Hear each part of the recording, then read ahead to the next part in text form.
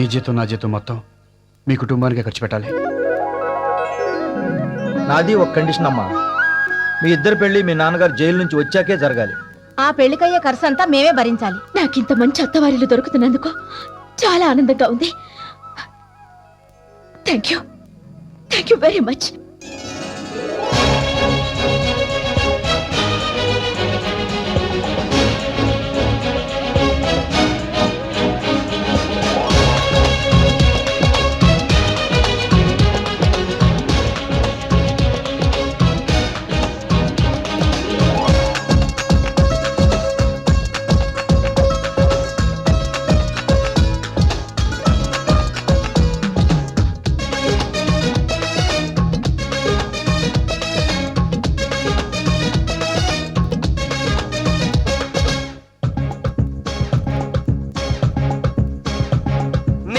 పచ్చకొక్క మీద పులు పులు తారా తుమ్మె దైవాలనా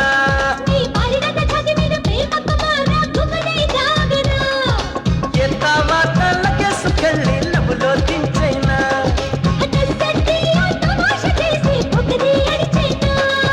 సుపులు వయసుపులు అరపిండైన బంగారు పుగ్గలు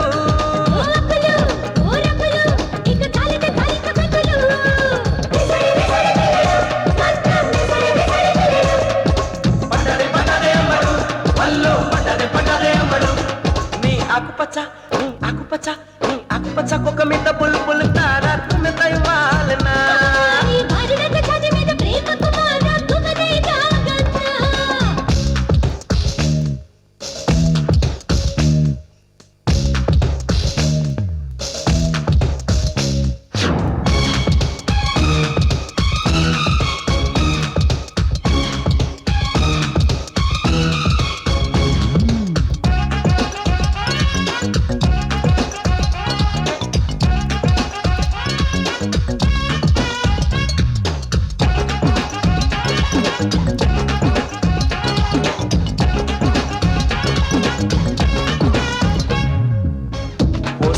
సన్నని నడుము ఊరినే ఊరిస్తుంది, బరువుతో వాళ్ళ వెన్ను కళ్ళని కాటేస్తుంది.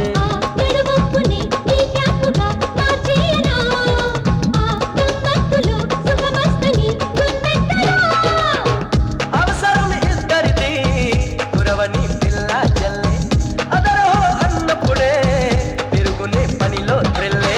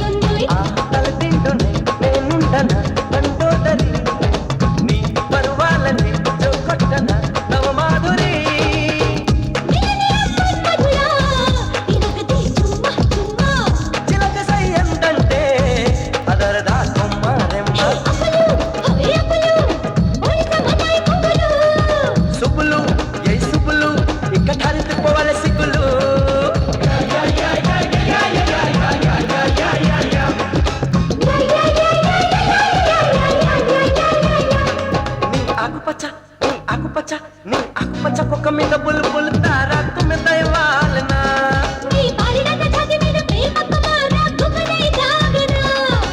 ఎంత వాతాలకే సుకల్లి లవ్లో దించైనా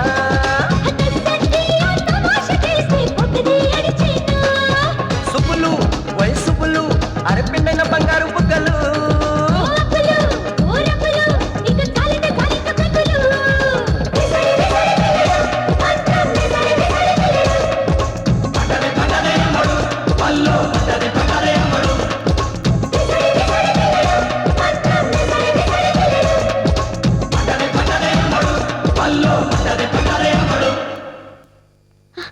అత్తయ్య మావయ్య వచ్చేసారు.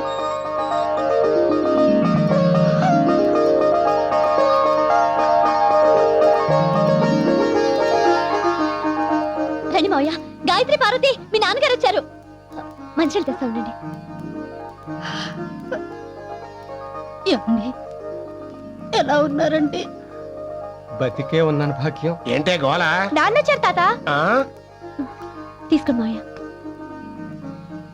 ఏరా జైలు నుంచి ఇదేనా రావడం? అవునన్నా. ఏ అప్పుడే వచ్చేసావే? ఇంకా 4 నెలలు ఉండి రాపోయావా? ఈ లోపల ఇక్కడ జరగాల్సిన శుభకార్యాలన్నీ జరిగిపోయేవి. పోయిందిరా, మన పరువు అంతా చంకనాకి పోయింది. తండ్రి కొడుకులు ఇద్దరు జైలుకి వెళ్ళాక పరువు పోకుండా ఎలా ఉంటుంది నాన్న? అది సరే, బ్యాలెన్స్ పరువు ఏమైనా ఉంటే ఇప్పుడు పోతోంది. ఏమైంది నాన్న? నీ కూతురు పెళ్లి చేసుకోబోతోంది నాన్న. ఎవరు నాన్న? ఇదిగో నీ ముద్దుల కూతురు. గాయత్రికి పెళ్ళా? ఎవరితో? ఇంకెవరితో ఉన్నాడుగా, గత మిడిగుడ్లు వేసుకుని వస్తుంటాడు మన ఇంటికి ఆ లేబరోడు. నువ్వు ప్రేమతో ఉద్యోగం ఇప్పించావు, ఆ రిక్షావాడి కొడుకు. నిజమా అమ్మా? అవును నాన్న. విన్నావుగా, పెళ్లి చేయడం చేతగాన్ని ఇలాంటి దద్దమ్మలకు పుడితే వీళ్ళకి ఇలాంటి దరిద్రపు కొట్టు ఆలోచనలు వస్తాయి. ఇవాళ ఇదేమో ఓ రిక్షావుని చేసుకుంటుంది, రేపదేమో ఓ ముష్టోని చూసుకుంటుంది. అందుకే వద్దురా, వద్దు. నువ్వు నాకు కంటి ఆపరేషన్ చేయించద్దు. ఈ దరిద్రాన్ని నేను చూడలేను.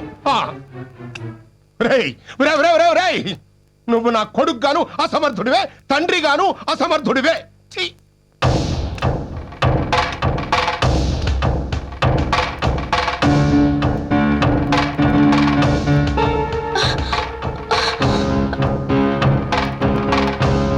నాన్న, ఎక్కడికి నాన్న? బయటికి వెళ్ళేటప్పుడు ఎక్కడికైనా అడగకూడదు. మీరేం చెప్పొద్దు. 3 లక్షలు ఒక్కసారి ఇస్తేనే ఇల్లు ఇస్తా. పోనీ ఇచ్చిన తర్వాతే రిజిస్టర్ చేద్దరు గాని ఒక్క నెల గడువు ఇప్పించండి. అలా కుదరదయ్యా. అవతల ఇంకో పార్టీ క్యాష్ పట్టు కూర్చున్నారు. ఏదో మీరు అడిగారు కదా అనేసి అడ్వాన్స్ తీసుకోకుండా ఆగా. మీకు కావాలంటే రేపు ఉదయం కల్లా 3 లక్షలు తీసుకొచ్చి ఇస్తేనే ఇల్లు మీకు దక్కుతుంది, లేకపోతే ఇల్లు దక్కదు. ఇక మీ ఇష్టం. రండి గురుగారు రండి. రండి. ఏదో పనిలో ఉన్నట్టున్నారు. ఏమి లేదండి, ఆ వీరాస్వామి ఇల్లు 3 లక్షలు బేరం కుదుర్చుకున్నాం. మా డిబ్బీలో 2 లక్షలే ఉన్నాయి. ఈ ఇల్లు అమ్మితే ఓ 70,000 వస్తుంది. మిగతా 30,000 గురించి ఓ నెలాగమంటే కుదరదంటున్నాడు.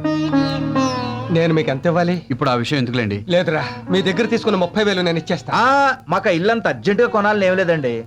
కాకపోతే ఆ ఇల్లు బాగుందని కొంచెం ఆశపడ్డాం. మీలాంటి మంచి మనుషులకు మంచి ఇల్లే దొరుకుతుందిరా.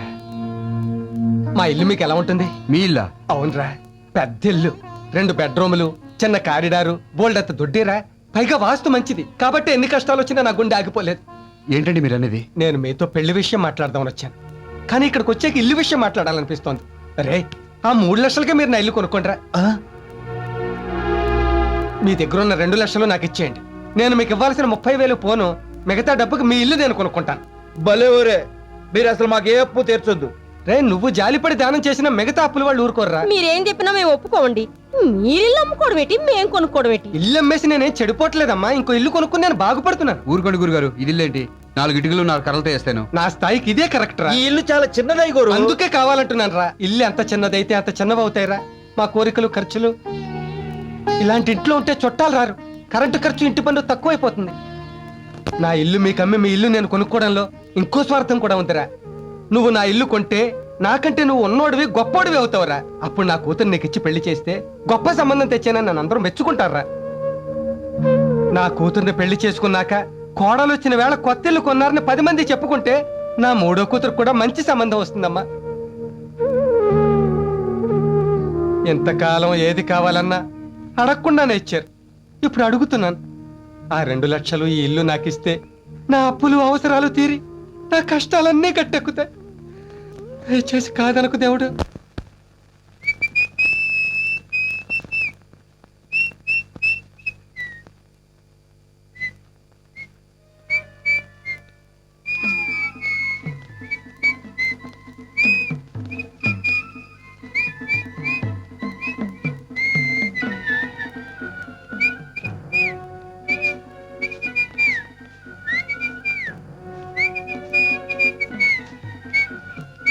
డాడీ, మావయ్య, నాన్న, అన్నయ్య. రేయ్ ఏమండి, ఏమైందండి మీకు? మధ్య తరగతి వాడు నవ్వినా అనుమానమే. నాకేం పిచ్చి పట్టలేదు, ఎవ్వరూ భయపడకండి. మనందరి కష్టాలు తీరిపోయే మంచి రోజు వచ్చేసింది భాగ్యం. అమ్మా, నీకు చాలా గొప్పింటి సంబంధం చూశానమ్మా, మనకంటే బాగా ఉన్నవాళ్ళు. నీ చదువుని మధ్య తరగతిలోనే ఆపించేశాను కదా నా బంగారు తల్లి. ఇప్పుడు చదివిస్తా, నువ్వెంతవరకు చదువుతానంటే అంతవరకు చదివిస్తా. భాగ్యం, ఈ రోజు నుంచి నువ్వు నిజంగా భాగ్యలక్ష్మివే. నీకు 2 పూట్ల భోజనం పెడతాను. నానా, తొందరగా రెడీ అవ్వు. ఈవేళ నీకు ఐ హాస్పిటల్ ఆపరేషన్ చేస్తాను. ఏమిట్రా ఇదంతా? కొంపదీసి లాటరీ తగిలిందా? అవును, కొంప తీసే లాటరీయే తగిలింది. నిజంగానా? ఎంత? అన్ని వివరంగా తర్వాత చెప్తాను. ఏవే, నాన్న 4 జతల బట్టలు సర్దు. నా బతుక్కి 4 జతల బట్టలు, విప్పుకోవడానికి ఒకటి, కట్టుకోవడానికి ఒకటి, 2గా ఏడిసినాయి. అయితే కొత్తవి కొందాం.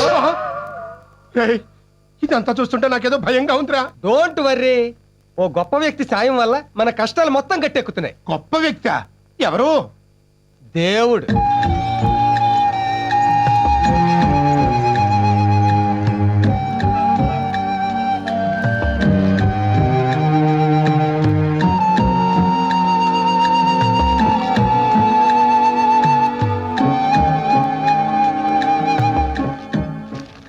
నానా, మ్మ్. ఇక్కడ సంతకం పెట్టు.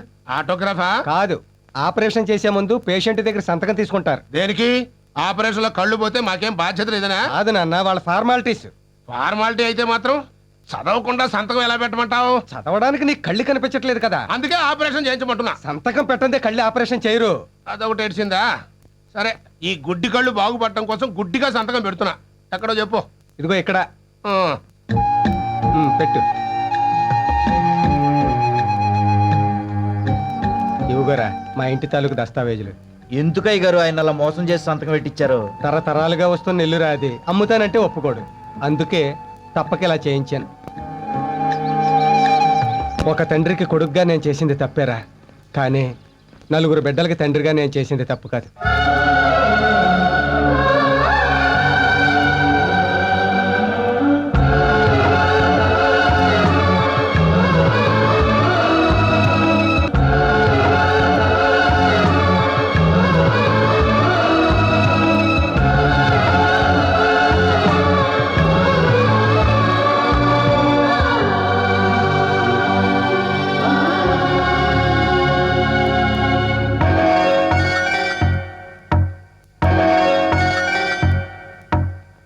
సగటు మనిషి బతుకంతా కన్నీటి ఎదురీత.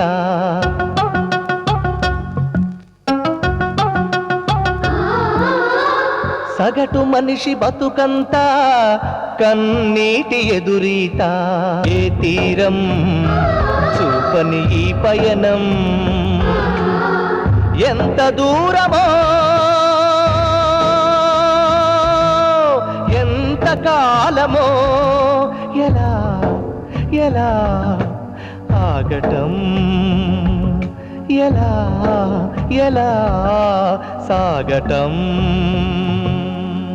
సగటు మనిషి బతుకంతా కన్నీటి ఎదురీత.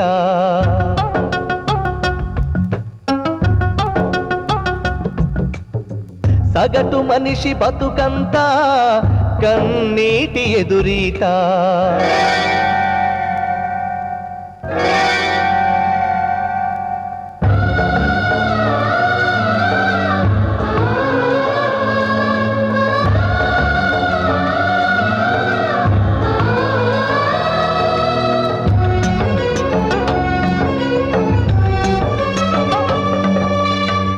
ఇన్నాళ్ళు మీరు చెప్పినట్టు నేను విన్నాను, ఇప్పుడు నేను చెప్పినట్టు మీరు వినాలి. ఎలాగో మనం ఇల్లు కొనుక్కున్నాం కాబట్టి ఈ రోజు నుంచి నువ్వు రిక్షా తగ్గకూడదు. ఇదిగో అమ్మా, నువ్వు కూరగాయలు బండేసుకుని వీధిలో తిరిగి ఆ వంకాయలు బెండకాయలు అంటానికి వీల్లేదు. ఇదిగో మొసలే నువ్వు ఇంటింటా పాచి పనులు చేయడానికి వీల్లేదు. శుభ్రంగా పడక కూర్చుంది, వెళ్ళి పడుకో. ఇదేం గోలరా? అవును మావయ్య, ఇన్నాళ్ళు రాత్రనక పగలనక అంతా కష్టపడ్డారు. ఇప్పుడు మేము సంపాదిస్తున్నాగా. సరే, రిక్షా అమ్మేస్తాను, కానీ ఆటో కొనుక్కుంటాను. ఆటోనా? అవునరా, కష్టం తక్కువ లాభం ఎక్కువ.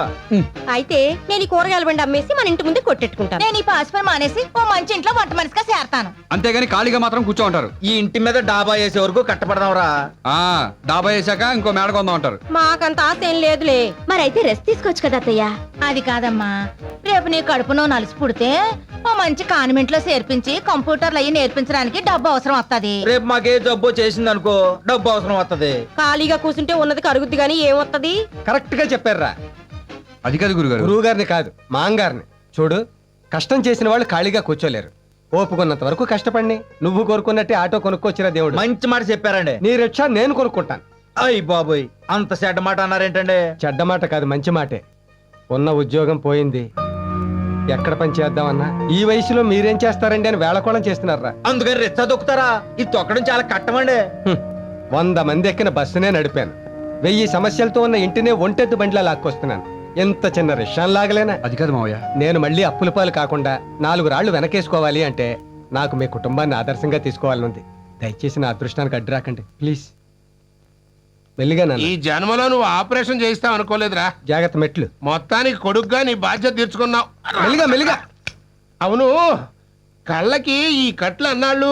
ఇంకో 4-5 రోజుల్లో తీసేస్తారు. ఒరేయ్, అప్పుడు మొట్టమొదటిసారిగా నీ ముఖమే చూస్తాను రా. అలాగే నాన్న. రిక్షా వచ్చింది, ఎక్కు. ఈ దిక్కుమాల దేవుడు గడరిచ్చాను ఎక్కను రా. ఈ దేవుడి రిక్షా కాదు, మందే. మందే? ఆ, అవునులే, ఇవాళ రిక్షా వాళ్ళందరూ మన చుట్టాలేగా. జాగ్రత్తగా కూర్చో. ఆ, ఆ.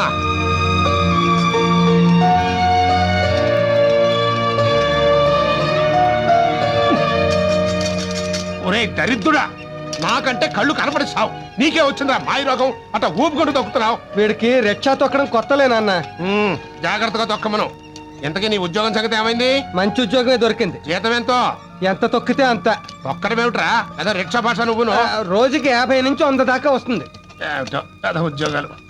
4000 నోట్లోకి వెళ్ళే జీతం ఇవ్వరు కదా. రా నాన్న, జాగ్రత్తగా దిగు. నేను జాగ్రత్తగానే దిగుతా గాని ఈ రిక్షా వాడికి 2 రూపాయలు తక్కువ ఇవ్వరా. ఎందుకు నాన్న? ఏదో తాబేలు తొక్కుడు వీడును. ఏడీడు ఇదిగో ఇక్కడే ఉన్నాడు. యారా, నీ బతుక్కి రిక్షా ఎందుకురా? తోపుడు బండి లాక్కుంటూ అడుక్కు దనక. ఏంట్రా, ఏదో గుడి గంట పడుతుంది, ఎక్కడ తీసుకొచ్చావు? మన ఇంటికే. మన ఇంటి దగ్గర గుడి ఎక్కడుంది? నిన్నే కట్టారు, చిన్న గుడి. మన సైట్ లో కట్టి చావలేదు కదా. లేదులే, రా. జాగ్రత్త నాన్న. నాకు తెలుసు, 70 ఏళ్ళ నుంచి ఈ కొంపల పడి చేస్తున్నాను. ఏది ఎక్కడుందో నాకు బాగా తెలుసు. ఇది గుమ్మం. 1 2 3 4 5 6 7 8. అబ్బా దేవుడా, చచ్చారా? ఇదేమిట్రా, 15 అడుగులు వేస్తే నా కుర్చీ రావాల్సింది 8 అడుగులకే ఈ గోడ వచ్చి వచ్చిందంటే. అది ఈ మధ్య మున్సిపాలిటీ వాళ్ళు రోడ్డు వైడ్ చేయడంలో మన గోడ కొంచెం ముందుకు వచ్చి. నేను లేని టైం చూసి నిన్ను అమాయకుని చేసి మున్సిపాలిటీ వాళ్ళు నా కొంప కొడుస్తారా? నేను వదలను. తరతరాలుగా వస్తున్న ఈ ఇంట్లోంచి ఇటుక ముక్కగా తెలిసినా నేను భరించలేను. రేయ్, కట్లు ఇప్పగానే నీ మొహం చూద్దాం అనుకున్నాను. ఇప్పుడు ఆ మున్సిపాలిటీ వాళ్ళ అంతు చూస్తాను. కాఫీ తీసుకోండి మావయ్య. మంచి కూడా ముట్టను. టెన్షన్ పడకు తాతయ్య, నరాలు దెబ్బతింటే కళ్ళకు ప్రమాదం. రా, ముందు కూర్చో. ఏంటో యాదవ లైఫ్ అని కంటి టెన్షన్ తగ్గింది కదా అనుకుంటే ఇంటి టెన్షన్ పట్టుకుంది.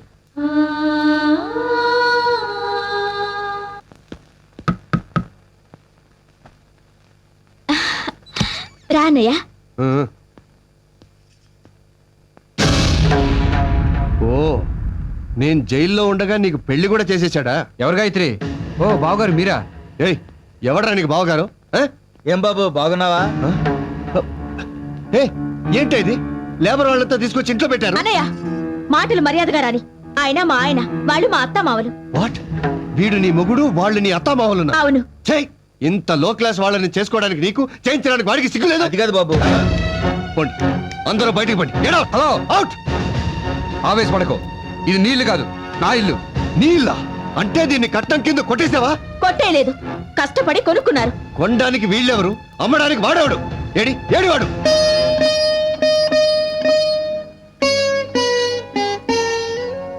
ఎన్నాళ్ళైందండి మిమ్మల్ని ఇలా సంతోషంగా ఉండడం చూసి. అవును భాగ్యం, ఇన్నేళ్ల మన సంసార జీవితంలో ఇవ్వాళే రేపటి గురించి భయపడకుండా 2 ముద్దలు తినాలనిపిస్తోంది. మీ నాన్నగారికి ఇల్లు అమ్మేస్తారని తెలిస్తే? కంటి గురించి చెయ్యి తొక్కాడు, ఇంటి గురించి గొంతు తొక్కుతాడని భయపడుతున్నావా? 2 రోజులు తిడతాడు, అలవాటేగా, పడదాం. ముందు మన అప్పులన్నీ తీరిపోయాయి. ఇక నుంచి ఏ ఒక్కడో కూడా నా గుమ్మ ముందుకు వచ్చి నన్ను అమర్యాదగా పిలవలేడు. రేయ్ గోవిందరావు, రారా బయటికి. అది మన కిరణ్ గాడి గొంతు కదూ. అవును తాతయ్య, అన్నయ్యే. మరి కన్న తండ్రిని పట్టుకుని పేరు పెట్టి పిలుస్తాడేమిటి దరిద్రుడు? నిన్నేరా, బయటికి రారా. ఏంట్రా ఇది? కన్న తండ్రిని పట్టుకుని ఏం మాట్లాడావి? కన్న తండ్రా వీడా? కన్నడమే గొప్పతనం అయితే వీధిలో పందులు కుక్కలు కూడా కంటున్నారు. నీకేమైనా పిచ్చెక్కిందా? వీధిలో ఏంట్రా ఈ అరుపులు? ఇంట్లోకి రారా. ఇల్లా ఇదా? ఛై! రేయ్, ఏంట్రా ఈ మాటలు? నలుగురు వింటే పరువు పోతుంది. పరువా? అదేమన్నా మిగిల్చాడా వీడు పోవడానికి? రేయ్, వాడు వీడు అంటే ఏంట్రా పిచ్చివాగుడు? ఓహో, నిన్ను గుడ్డి విధవం చేసి నన్ను జైల్లో ఉంచి ఇంత దరిద్ర పని చేశాడనమాట వీడు. ఏంట్రా ఇది? ఇంట్లోకి వెళ్దాం రారా. ఏయ్, ఈ లేబర్ విధవుల కొంపలో నేను చస్తే అడుగు పెట్టను. లేబర్ కంప్లైంట్రా, ఇది మన మొత్తాతల నుంచి వస్తాను ఇల్లు. ఓరి నా గుడ్డి గ్రాండ్ ఫాదరు, నీ కొడుకు మన కొంపన రిక్షావాడికి అమ్మేసి ఆ రిక్షావాడి కొంపని వీడు కొన్నాడు. మన కొంప అమ్మేశాడా? ఎంత పని చేశాడురా? వీడు ఎంత పని చేశాడురా?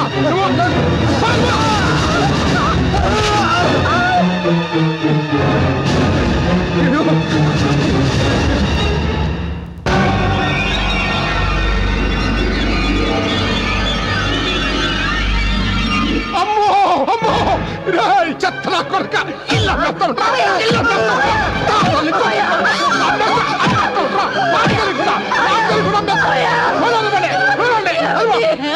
అయినా వాడు అమితా మాత్రం గుడ్డిగా నువ్వు సంతకాల పెట్టి చచ్చావు. అవును, ఎలా పెట్టి చచ్చాను?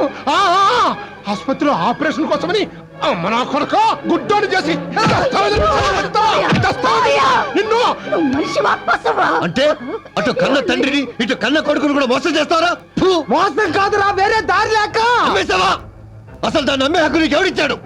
అది తాత ముత్తాతల నుంచి వస్తున్న ఇల్లు. దాన్ని అనుభవించే అధికారం నీకు ఉందే గానీ మా అనుమతి లేకుండా అమ్మేసే అధికారం నీకు లేదు. ఒకవేళ నా సంతకం లేకుండా రిజిస్ట్రేషన్ చేసినా అది చెల్లదు, చెల్లనివ్వను. తాతయ్య, మన ఇల్లుని ఎలా దక్కించుకోవాలో నాకు బాగా తెలుసు. నాతో రా.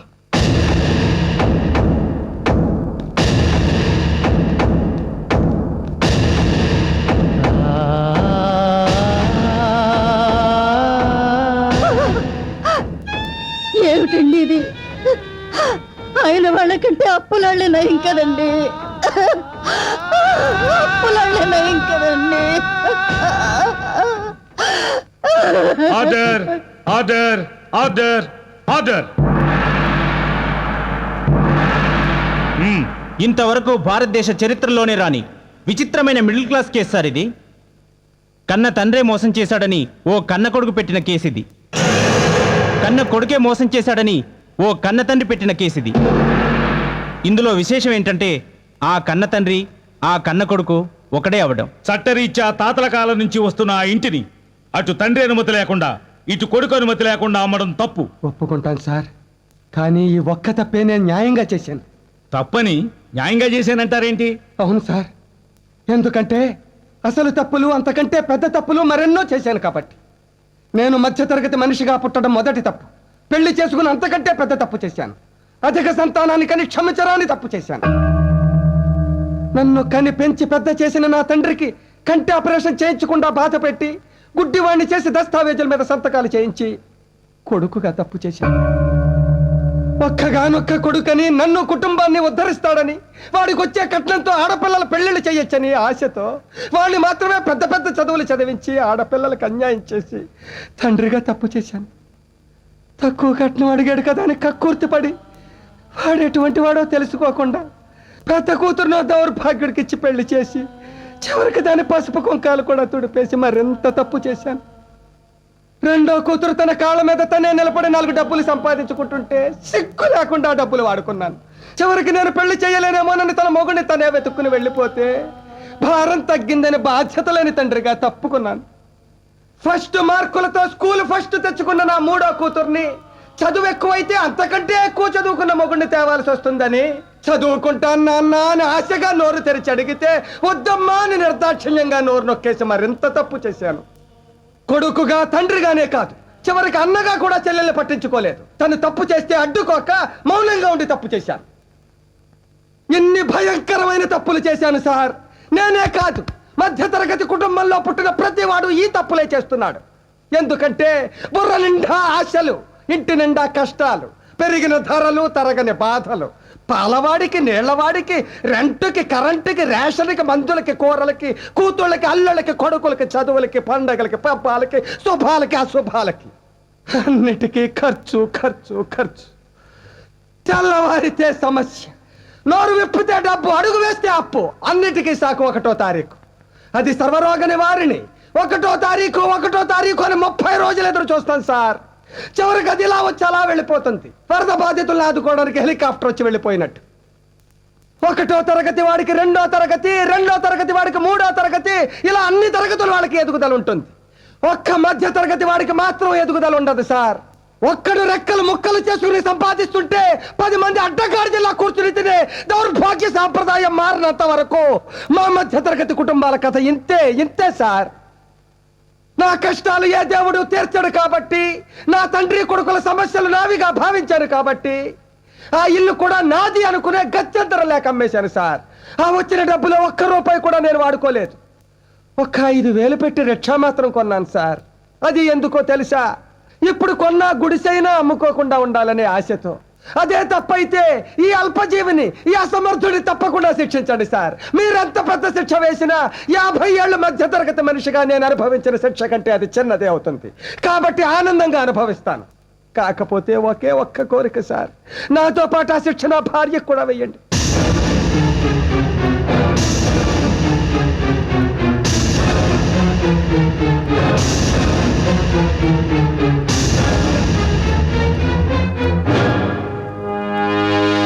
నీ వ్యధ విన్నాక నిజంగా నీ మీద జాలి వేసింది, కానీ నీ కోరిక విన్న తర్వాత నీ మీద అసహ్యం వేస్తుంది. I'm sorry sir. Please sir, దయచేసి ఒక్క కోరిక కాదరకండి సార్.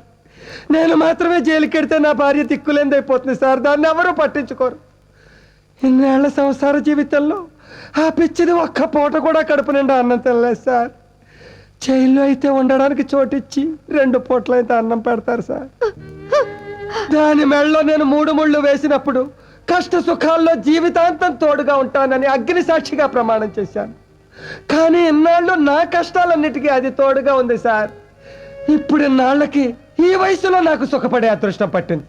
ఈ కాస్త అదృష్టాన్ని దాంతో కలిసి పంచుకునేవాడి సార్. ప్లీజ్ సార్, ప్లీజ్ మమ్మల్ని శిక్షించండి సార్, మమ్మల్ని శిక్షించండి సార్. తప్పకుండా శిక్షిస్తాను. నిన్నే కాదు, నీ మధ్యతరగతి కుటుంబం మొత్తాన్ని శిక్షిస్తాను.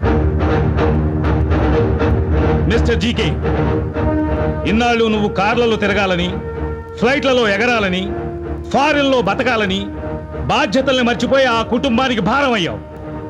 అందుకే నీకు ఉద్యోగం వచ్చే వరకు మీ నాన్నగారు కొన్న రిక్షా నువ్వు తొక్కాలి. 1 పూట తొక్కకపోయినా నీకు యావజ్జీవ కారాగార శిక్ష పడుతుంది. చూడండి ఆంజనేయులు గారు, ఇంట్లో కూర్చుని తింటే వచ్చేది పెద్దరికం కాదు, పేదరికం. కష్టాల్లో కూరుకుపోయిన కొడుకును ఊరడించాల్సింది పోయి నాకంటే ఆపరేషన్ ఎన్నాళ్ళు పీక్కు తిన్నారు. ఇప్పుడు మీకు కళ్ళు వచ్చాయి. ఇక సొల్లు కబుర్లు సాధించడాలు మాని మీ ఒంట్లో ఓపికొన్నంత వరకు బుట్టలలో చుట్టలు చుట్టూ ఆ కుటుంబానికి సాయం చేయండి. కాదంటే జైలు శిక్ష పడుతుంది. ఏమ్మా శ్రీకన్య, అవతల వాళ్ళ కష్టం మీద బతుకుతూ నీ ఒంటి సుఖం చూసుకున్నావు గాని కనీసం కన్న కొడుకు కోసమైనా కష్టపడాలనిపించలేదా నీకు? అందుకే ఈ రోజు నుంచి ఆ అన్నగారి మీద ఆధారపడకుండా నీ తిండికి, నీ బిడ్డను చదివించడానికి కూరగాయలమ్ము. అమ్మా పార్వతి, నీకు కూడా శిక్ష వేస్తున్నాను. నీలాంటి ర్యాంక్ స్టూడెంట్స్ ఈ దేశానికి చాలా అవసరం. కాబట్టి నువ్వు కాలేజీకి వెళ్ళి బాగా చదువుకో. నీ చదువు కావలసిన డబ్బు వీళ్ళంతా ఖర్చు పెడతారు. మీ భార్యాభర్తలిద్దరికీ కలిపి శిక్ష వేస్తున్నాను. ఇన్నాళ్ళు ఒంటెద్దు బండి లాంటి సంసారాన్ని లాగి అలసిపోయారు. ఇక మీ కుటుంబం గురించి బాధపడకుండా మీకొచ్చే పెన్షన్ డబ్బుతో హాయిగా రెస్ట్ తీసుకోండి.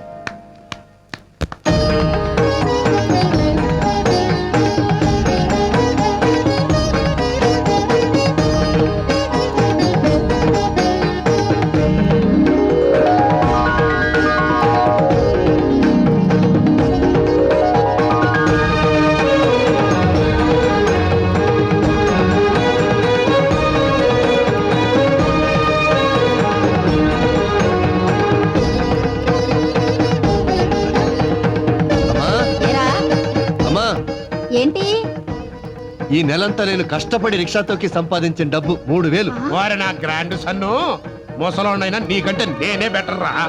ఈ నెలంతా బుట్టలని సంపాదించింది 3200. పోరి నా ఓల్డ్ ఫాదరు, ఆడదాన్నైనా కూరగాయలమ్మి 3600 సంపాదించాను. అబ్బో, మీ అందరికంటే నా సంపాదన ఎక్కువ, 4000. అయితే ఈ 4000 మీ దగ్గరే ఉంచండి నాన్న, ఖర్చులకు పనికొస్తాయి. మరి మిగతాదో? మిగతా 100 ఈ డిబ్బీలో వేయండి. Very good. ఆ, అమ్మో, 1వ తారీఖు వచ్చేసరికి ఎంత డబ్బు. ఈ కుటుంబ సభ్యులకి నేను వేసిన శిక్షలు ప్రతి మధ్యతరగతి కుటుంబంలో ఎవరికి వాళ్ళు వేసుకోగలిగితే భవిష్యత్తులో మధ్యతరగతి అనేదే ఉండదు. We hope that day will come soon.